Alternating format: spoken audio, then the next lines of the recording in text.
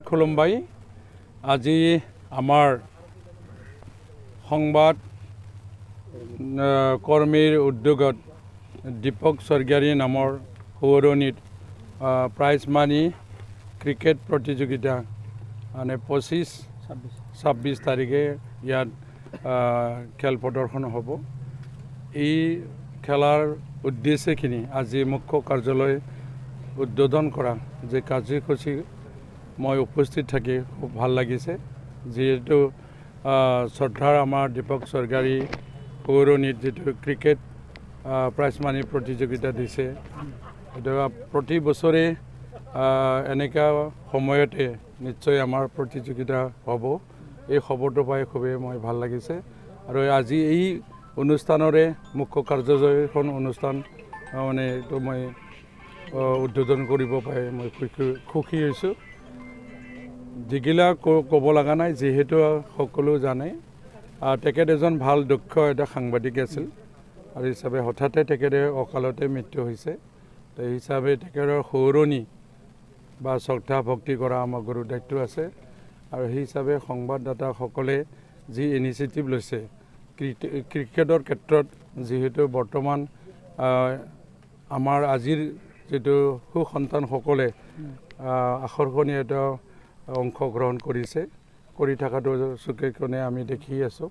হিচাপে যিটো ইনিচিয়েটিভ লৈছে, ক্ৰিকেটত এটা ভাৰতবৰ্ষৰ এটা সুনাম এটা আছে, যেনেকৈ আমাৰ দক্ষ খেলুৱৈ শচীন তেণ্ডুলকাৰ আছে, হিচাপে অসমতো এনেকুৱা ক্ৰিকেটত আছে বহুত দক্ষ খেলুৱৈ। সেই হিচাপে গড়েশ্বৰতো বহুত এনেকৈ ভাল ভাল খেলুৱৈবিলাক আমি ক্ৰিকেটত খেলা দেখিছোঁ। হিচাপে আমাৰ এই গাঁও চুবুৰীৰ পৰা আমি নেশ্যনেল লেভেললৈকে পৰ্যায়ত ক্ৰিকেটাৰ হিচাপে স্বীকৃতি দিয়াৰ কাৰণে এটা ইনিচিয়েটিভ লোৱাৰ এটা সুযোগ পাইছোঁ আৰু চৰকাৰক এইবাৰ আমি গম পালোঁ, যিহেতু খেল মহাৰণ কাৰ্যসূচী লৈছে, সেই হিচাপে চুবুৰীৰ পৰা গাঁৱৰ পৰা বা ডিষ্ট্ৰিক্টৰ পৰা চেণ্ট্ৰেললৈকে ছিলেকশ্যন যিটো কৰা দেখিছে, সেই হিচাপে এনেকুৱা কাৰ্যটো এটা ভাল এটা ইনিচিয়েটিভ। তাৰ কাৰণে চৰকাৰকো মই আজিৰ দিনটোত মানে ধন্যবাদ জ্ঞাপন কৰিছোঁ, যিহেতু বহুত খেলুৱৈয়ে এনেই সুবিধা নাপোৱাৰ কাৰণে পৰি থাকে। এইটো এটা দক্ষ খেলুৱৈ ওলাই লৈ যোৱা, এটা পপুলাৰিটিটো কৰাই দিয়া, জীৱন গঢ়াৰ এটা দিশ বুলি ক'ব পাৰে।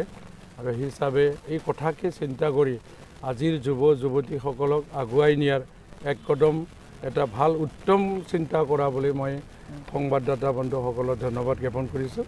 হিচাপে মই আৰু বিশেষ ক'ব বিচৰা নাই। আমি দুদিনীয়া কাৰ্যসূচী শান্তি সুকলমে যে আমি এই দুদিনীয়া কাৰ্যসূচীখন আগুৱাই নিব পাৰোঁ আৰু ইয়াৰ পৰা যে আমি দক্ষ খেলুৱৈ মানে ছিলেকশ্যন কৰিব পাৰোঁ, এই আশাৰে মই আজিৰ যিটো অনুষ্ঠান মুখ্য কাৰ্যালয় এখন উদ্বোধন কৰা বুলি ঘোষণা কৰিলোঁ। ধন্যবাদ। গড়েশ্বৰৰ সংবাদকৰ্মীসকলৰ উদ্যোগত এখনি প্ৰাইজ মানি ক্ৰিকেট প্ৰতিযোগিতাৰ আয়োজন কৰা হৈছে। শ্বহীদ সাংবাদিক দীপক স্বৰ্গীয়াৰীৰ সোঁৱৰণত এই প্ৰতিযোগিতা আয়োজন কৰা হৈছে আৰু গড়েশ্বৰৰ সংবাদকৰ্মীসকলে অহা 25 আৰু 26 নৱেম্বৰ তাৰিখে গড়েশ্বৰ উচ্চতৰ মাধ্যমিক বিদ্যালয় খেলপথাৰত এই যি আয়োজন আমি কৰিছোঁ। আৰু এই যি প্ৰাইজ মানি ক্ৰিকেট প্ৰতিযোগিতাত আমাৰ বৃহত্তৰ অঞ্চলটোৰ লগতে ৰাজ্যৰ কেইবাটাও ক্ৰিকেট প্ৰতিযোগী দলে আচলতে অংশগ্ৰহণ কৰাৰ ইতিমধ্যে আমি খবৰ পাইছোঁ। আৰু যি বিজয়ী মানে যি দল আছে, বিজয়ী দলৰ কাৰণে আচলতে প্ৰথম যিটো দল হ'ব তেখেতসকলৰ কাৰণে 30,000 টকা প্ৰাইজ মানি, আৰু দ্বিতীয় যিটো আছে সেইটো আচলতে 20,000 টকা, আৰু লগতে man of the match, man of the series এই ধৰণৰ প্ৰতিযোগিতাৰ এই প্ৰাইজসমূহ থাকিব, পুৰস্কাৰ থাকিব। গতিকে আমি বিভিন্ন অঞ্চলৰ আমি ক্ৰিকেট যিসমূহ দল আছে তেখেতসকলক আমি আহ্বান জনাইছোঁ, আমাৰ উদ্যোক্তাসকলৰ সৈতে বা গড়েশ্বৰৰ যি সংবাদকৰ্মীসকলৰ সৈতে আৰু ফোন নম্বৰ আপোনালোকে পাই যাব, এই ফোন নম্বৰত যোগাযোগ কৰিব। আৰু লগতে এই যি ক্ৰিকেট প্ৰতিযোগিতা আছে, ক্ৰিকেট প্ৰতিযোগিতাৰ জৰিয়তে শ্বহীদ সাংবাদিক দীপক স্বৰ্গীয়াৰীৰ যি সোঁৱৰণত এই প্ৰতিযোগিতা পাতিবলৈ খোজা হৈছে, তেখেতৰ স্মৃতি আমি জীয়াই তুলিব আমি সেই তেখেতৰ স্মৃতি আমি জীয়াই ৰাখিব বিচাৰিছোঁ এই মানে প্ৰতিযোগিতাৰ জৰিয়তে, আৰু সমূহ ৰাইজৰ আমি সহায় সহযোগিতা কামনা কৰিছোঁ।